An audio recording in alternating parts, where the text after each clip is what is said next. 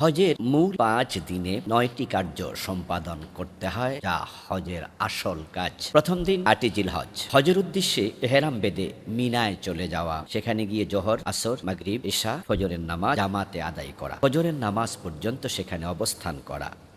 যদি হজের যিনি দায়িত্বশীল তিনি বলেন যে না, রাতের বেলায় আরাফায় চলে যেতে হবে, তাহলে হজের ওই রাত ফজরের নামাজ পথিমধ্যে পড়া অথবা আরাফা গিয়ে পড়া কোনো অসুবিধা নেই।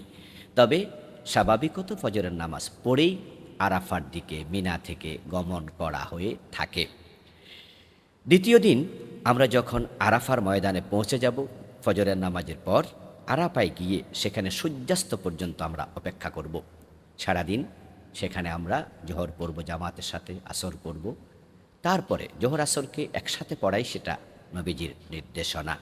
রাসূলুল্লাহ সাল্লাল্লাহু আলাইহি সাল্লাম জোহর এবং আসর আরাফার ময়দানে একসাথে আদায় করেছেন। তিনি তাকদীম করেছেন, জোহরের সাথে আসর পড়ে ফেলেছেন। তারপর সারাদিন জিকির আজকার করা।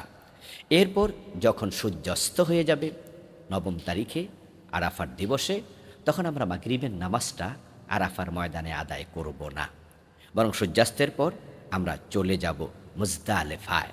মুজদালেফায় গিয়ে সেখানে মাগরিব এবং ইশা আমরা জামআন একসাথে আদায় করব, এবং এটা তাখির হবে, অর্থাৎ তাকদিম নয়, এটা পিছিয়ে দেয়া হবে। আমরা মাগরিবের নামাজটাকে রাতের ৯টা হতে পারে, 10টা হতে পারে, 11টাই হতে পারে, আমরা সেখানে পৌঁছে এশারের সাথে আদায় করব। তারপর বিতিরের নামাজ পড়ব। সেখানে আপনারা আজান দেবেন একটি, তারপরে একামত দেবেন দুটি। এক আজান, দুই একামত। ঠিক আমরা আরাফার ময়দানেও আজান দেব একটি, একামত দেব দুটি। জোহরের জন্য একটা একামত, আসরের জন্য আরেকটা একামত। তো মুজদালেফাতেও আমরা আজান দেব একটি, একামত দেব দুটি। মাগরিবের জন্য এক একামত। মাগরিবের নামাজের ফরজ ৩ রাকাতের পর আমরা এবার ২ রাকাত এশারের নামাজের ফরজ পড়ব।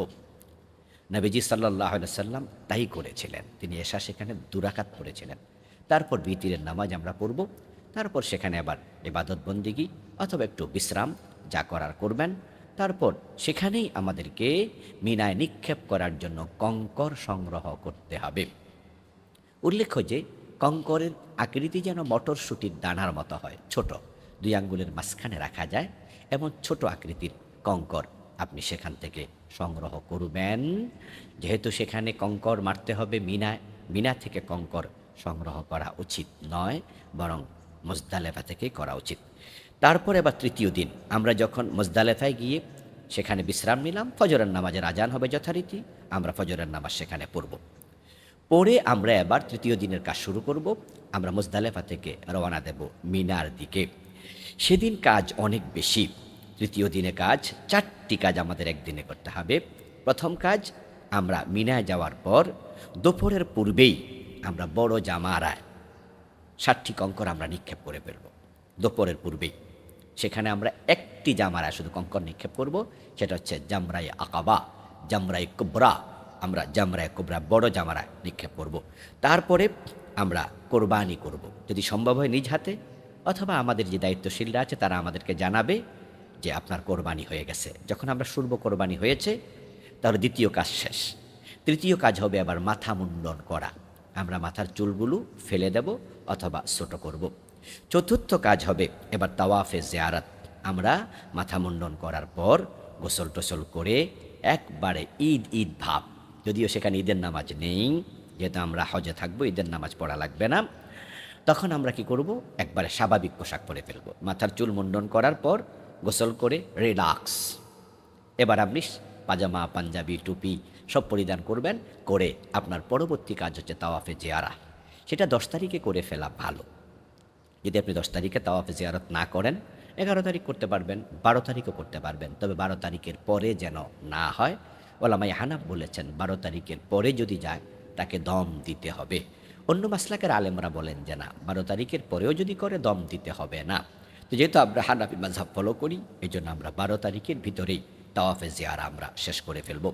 যখন তাওয়াফে জিয়ারা হয়ে যাবে তখন অনেকটাই আপনি রিল্যাক্স। এখন বাকি আরও কিছু কাজ আছে, হজ কিন্তু শেষ হয়নি। তাওয়াফে জিয়ারার পর আমরা আবার মিনায় ফিরে আসব। মিনায় আসার পর এবার চতুর্থ দিবস আমরা মিনে এসে রাত কাটালাম, রাত কাটানোর পর চতুর্থ দিবস আসলো হজের। চতুর্থ দিবসে আমরা দুপুরের পর সূর্য হেলার পর আমরা জোহরের নামাজ পড়ব যথারীতি। জোহরের নামাজ পড়ে আবার আমরা 3 জামারাতে পাথর মারব। প্রথমে ছোট জায়গা, ছোট জামারা আর জামারা সগরা, সেখানে আমরা 7টি কঙ্কর নিক্ষেপ করব। ধীরে ধীরে সুন্দরভাবে একবারে কাছে গিয়ে রিল্যাক্স, তাড়াহুড়া নয়, কাউকে কষ্ট দেয়া নয়, জোরে নয়, আবেগ দিয়ে নয়, বরং আমরা সুন্দরভাবে রিল্যাক্সের সাথে আমরা পাথর নিক্ষেপ করব। প্রথম ছোট জামারায়, তারপরে সেখানে একটু দোয়া করা সুন্নাহ পাথর নিক্ষেপের পর। তারপর আমরা দ্বিতীয় জামরায় যাব, তারপর সেখানে আবার পাথর মারব, সেখানেও 7টা পাথর মারব আমরা রিল্যাক্সের সাথে। তারপরে সেখানে একটু দোয়া করব।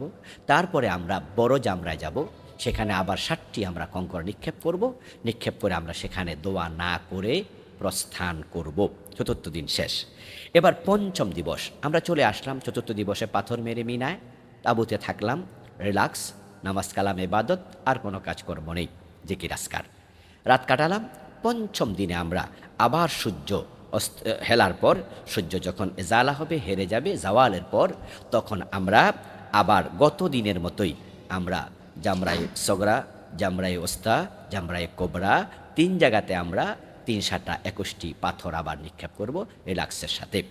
নিক্ষেপের পর আমরা মক্কায় চলে আসব। যদি কেউ সেখানে থাকতে চায়, থাকার সুযোগ আছে।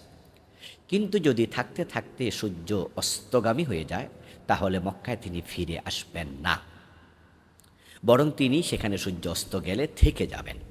থেকে গিয়ে তাকে পরবর্তী দিন আবার সূর্য হেলার পর তিনি সেখানে আবার সগরা, ওস্তা, কোবরা 3 জামারাতে তিনি আবার এক্সট্রা অতিরিক্ত 3 7 21টি কঙ্কর নিক্ষেপ করে তারপরে তিনি মক্কায় ফিরে আসবেন। মৌলিকভাবে হজের ফরজ হচ্ছে 3টি এবং ওয়াজিব হচ্ছে 5টি।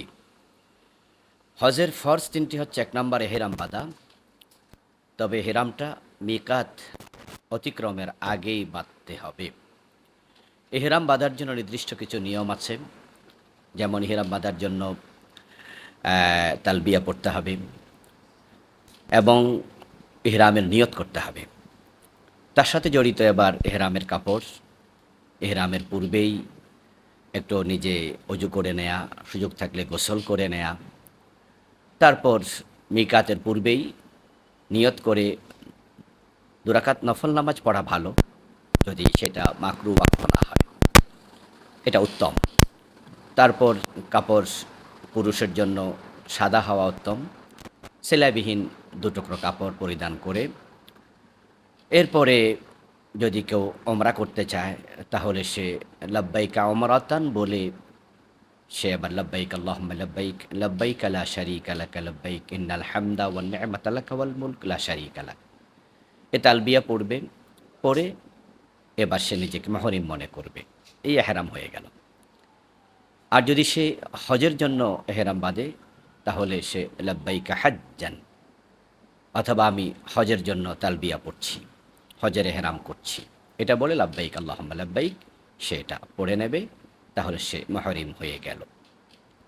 দ্বিতীয় হচ্ছে হজের পরবর্তী ফরজ উকুফে আরাফা। 9 জিলহজ সূর্য হেলে যাওয়ার পর থেকে সূর্যাস্ত পর্যন্ত এই সময়টুকু আরাফার মাঠে থাকা উত্তম, সবটুকু সময়। যদি কোনো ব্যক্তি কোনো কারণে সবটুকু সময় থাকতে নাও পারে, তাহলে সে সূর্য হেলে যাওয়ার পর থেকে 9 জিলহজ পুরা রাত, অর্থাৎ পরবর্তী রাত যেটা আসবে 10 তারিখ, সে রাতের সুবহে সাদেক পর্যন্ত এই সময়ের ভিতরে তাকে 1 মিনিটের জন্য হলেও, 1 মুহূর্তের জন্য হলেও তাকে আরাফার মাঠে যেতেই হবে। যদি সে আরাফার মাঠে না যায়, তাহলে তার হজ হবে না। আল হাজ্জু আরাফা, নবীজি সাল্লাল্লাহু আলাইহি সাল্লাম বলেছেন হজ মানেই হচ্ছে আরাফা। আর আমরা বলি সূর্য হেলার পর থেকে সূর্য অস্তগামী হওয়া পর্যন্ত থাকবে। হানাফি মাযহাব বলে অতটুকু সময়, অর্থাৎ সে সূর্য অস্ত যাওয়ার আগে আরাফার ময়দান থেকে বের হবে না, থাকা উচিত। এ হচ্ছে উকুফ আরাফা। 3 নম্বর হচ্ছে তাওয়াফে জিয়ারত, অর্থাৎ 10, 11, 12 এই 3 দিনের ভিতরে সে কাবা শরীফ তাওয়াফ করবে। এটা ফরজ তাওয়াফ, এর বিলম্ব সে করবে না। হানাফি মাযহাব বলেছে এর বিলম্ব যদি করে তাহলে তাকে দম দিতে হবে। অন্যান্য মাযহাব যদিও বলে বিলম্ব করলে দম দিতে হবে না, কিন্তু হানাফি মাযহাব বলছে যে ৩ দিন, এই ৩ দিনের ভিতরে ১০, ১১, ১২ এই ৩ দিনের ভিতরে সে তাওয়াফে জিয়ারত সম্পাদন করবে। এ ৩টা হলো ফরজ। তার সাথে জড়িয়ে আছে ৫টি ওয়াজিব। ১ নাম্বার মুজদালেফায় অবস্থান করা, অর্থাৎ রাতে মিনা থেকে যখন মুজদালেফায় চলে যাবে ৯ তারিখ রাতে, দিবাগত রাতে, তখন মুজদালেফায় গিয়ে পুরা রাত অবস্থান করবে, থাকতে হবে সেখানে ফজর পর্যন্ত। এরপর দ্বিতীয় ওয়াজিব হচ্ছে সাফা মারওয়া সাই করা, অর্থাৎ তাওয়াফের পরে সাফা মারওয়া সাই করে নিতে হবে। ৩ নাম্বার রমি করা, অর্থাৎ সে যেখানে মিনায় অবস্থান করবে এর পাশে সেখানে জামারা আছে ৩টি।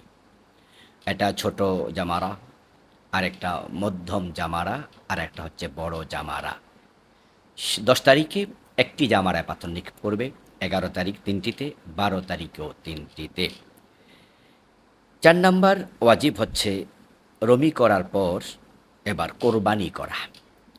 কোরবানি করতে হবে। যারা হজ্জে তামাত্তু করবে এবং হজ্জে কেরান করবে তাদেরকে দমে শূকর একটি পশু জবে করতে হবে। সেটা হারামের সীমানায় হবে, মিনায় হওয়া উত্তম।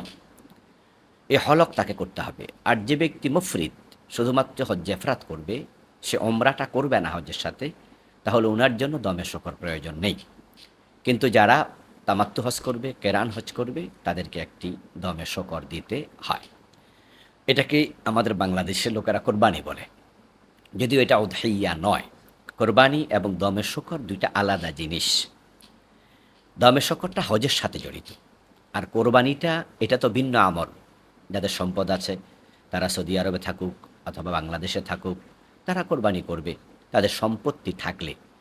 এটা সম্পদের সাথে জড়িত। আর দমে শূকরটা এটা হজ্জে তামাত্তু, হজ্জে কেরানের সাথে জড়িত। তো এই কোরবানি বা দমে শূকরটা দেবে। দেওয়ার পরে পরবর্তী কাজ হচ্ছে মাথা মুন্ডন করা। চুল কেটে ফেলবে অথবা সেটে ফেলবে। একবারে মুন্ডন করাই উত্তম। নবীজি সাল্লাল্লাহু আলাইহি ওয়াসাল্লাম যারা মাথা মুন্ডন করেছেন তাদের কথা তিনি দোয়ায় ৩ বার উল্লেখ করেছেন। আর পরবর্তীতে ওনাকে স্মরণ করিয়ে দেয়া হলো যারা মুকাসসিরিন আছেন, অর্থাৎ চুল তারা একবারে মুন্ডন করবেন না, কিছুটা ছোট করবেন। নবীজি সাল্লাল্লাহু আলাইহি ওয়াসাল্লাম তাদের জন্য আল্লাহর কাছে ৪বার দোয়া করেছেন। এই জন্য কেউ চাইলে সে মাথার চুল ছোট করতে পারেন। এটা হচ্ছে পরবর্তী ওয়াজিব। মাথা মুন্ডন করার পর তার মোটামুটি তাওয়াফে জিয়ারত হবে, তারপরে দায়িত্ব শেষ।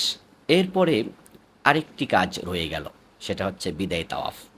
আমরা যারা আফাকি আছি, আফাকি মানে দূরবর্তী যারা আমরা আছি, যারা আমরা আরবের বাহিরে থাকি, আমরা বারবার মক্কায় যাওয়ার সুযোগ পাই না, আমাদের জন্য আরেকটি ওয়াজিব আছে, সেটা হচ্ছে বিদায়ী তাওয়াফ। আমরা যখন কাবা শরীফ থেকে মক্কা থেকে চলে আসব চূড়ান্তভাবে, আমরা আসার পূর্বে একটি তাওয়াফ করে তারপরে আসব। এর সাথে জড়িত আরও কিছু ওয়াজিব আছে, যেমন তাওয়াফে জিয়ারত বিলম্ব না করা, এটা ওয়াজিব হানাফি মাযহাব বলেছে। অর্থাৎ ১০, ১১, ১২ এর ভিতরে করতে হবে। যদি কেউ ১২ তারিখের পরে করে, বিলম্ব করে, তাকে দম দিতে হবে, এটা ওয়াজিব। মিনায় রাত কাটানো, হানাফি মাযহাব এটাকেও ওয়াজিব বলেছেন যে এটা মিনায় রাত কাটাতে হবে, যদি অন্যান্য মাযহাব মিনায় রাত কাটানোকে ওয়াজিব বলেনি। হানাফি মাযহাবেরও ২-১ জন আলেম আছেন যারা বলেছেন যে না, মিনায় রাত কাটানো ওয়াজিব না, তবে রমি করা ওয়াজিব। মিকাতের পূর্বে ইহরাম বাঁধা, এটাও ওয়াজিব। যদি কেউ হজের জন্য বা উমরার জন্য মক্কায় রওনা দেন, তিনি যদি মিকাত অতিক্রম করে ফেলেন ইহরাম ছাড়া, ওনাকে দম দিতে হবে, এটা হানাফি মাযহাব বলেছে। তাহলে বোঝা গেল এটাও একটি ওয়াজিব। জাযাকুমুল্লাহ হাসানাত।